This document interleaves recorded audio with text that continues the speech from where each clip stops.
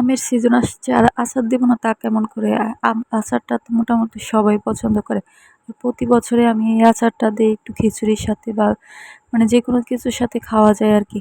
আমার কাছে এই আচারটা অনেক ভাল লাগে। আসসালামু আলাইকুম। সকালবেলা, সকাল না এটা রাত ৯টার থেকে পরে ছিল, যেহেতু বাইরে একটু বৃষ্টি, বৃষ্টি ভাব ছিল, তখন ভাবলাম যে হঠাৎ করে একটু খিচুড়ি খাওয়ার মানে কেমন জানি লাগতেছিল যে খিচুড়িটা রান্না করি।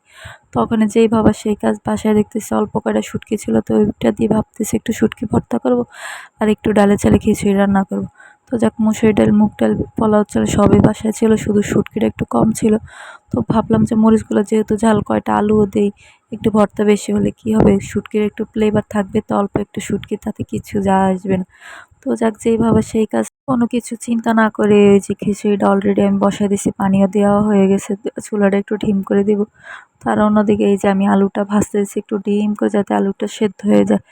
হালকা একটু তেল দিয়েছি, রসুনটাও ভাজতে দিয়েছি। এই যে অন্যদিকে হয়তো আমার খিচুড়ি হয়েও গেছে দেখছেন, আমি কিন্তু কাঁচামরিচ বাসায় ছিল না দেখে শুকনো মরিচটা দিয়েছি খিচুড়ির সাথে, যা শুকনো মরিচটাও ভালো লাগে খিচুড়ির সাথে। আর এই মরিচটা অনেক ঝাল ছিল, তাই আমি অল্প কয়টাই দেওয়ার ট্রাই করছি। তো যাক, আমার আলুটা এই যে হয়ে গেছে, আমি শুটকিটা এখন বসায় দিলাম। এই যে হালকা একটু চুলাতে তেল দিয়ে কিন্তু আমি ঢিম আঁচে দিয়েছি, যাতে মানে শুটকিটা কাঁচা গন্ধটা চলে যায়, শুটকিটা ভাজা মশমশা হয়। তো যাক, এই যে আমার খিচুড়ি রান্না শেষ। এখন আমি খিচুড়ি রান্না শেষে এই যে আচারে একটু তেল দেবো। আচ্ছা, এই তেলটা দিলে কি হয়, পুরো খিচুড়িতে আচার আচার একটা ফ্লেভার আসে, যে কি যে ভাল লাগে। যারা খিচুড়ি পছন্দ করেন তারা আমার এই মানে এই টিপসটা একটু ফলো করে দেখতে পারেন, যে আপনাদের কাছে কেমন লাগে।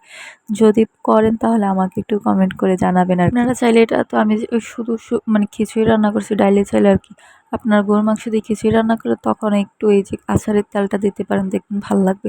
যেহেতু সরিষার তেল ভাল লাগে খেতে, তো আপনারা একবার দিয়ে টেস্ট করবেন।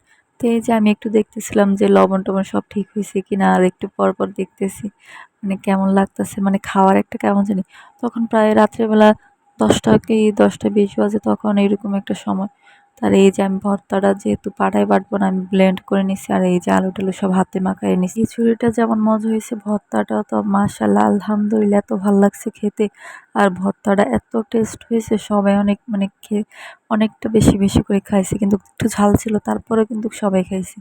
আর এই তো দেখেন আমার আচার, এটা ছিল বিকাল বেলারটা। এই যে বিকালবেলা আচার যে আমি মানে কৌটায় ঢুকাইছি, ওইটার ভিডিও আর কি। আচার এই যে অর্ধেকটা আমি নিজে বাসায় নিয়ে যাব শ্বশুরবাড়িতে, অর্ধেকটা খাওয়ার জন্য রাখছি, অর্ধেকটা আমার বাবারে এক্সট্রা করে দিছি।